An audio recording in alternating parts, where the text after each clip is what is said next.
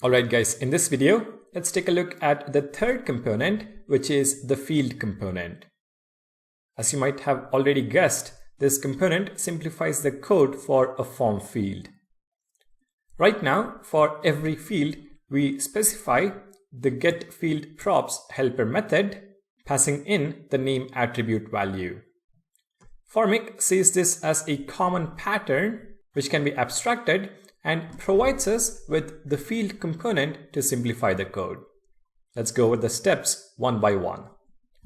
First step, import field from Formik. Second step, replace each input tag with the field component. So all the three at the same time, into replace field. Third and final step, get rid of the getFieldProps helper method from each of the fields.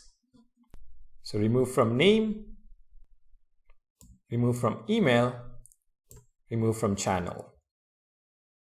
Now we are able to do this because the field component does three things. First, it will behind the scenes hook up inputs to the top level Formik component. Second, it uses the name attribute to match up with the Formik state. Third, by default, field will render an input element, which is what our YouTube form had as well. Alright, we are nearly done refactoring. Let's take a look at the error message component in the next video.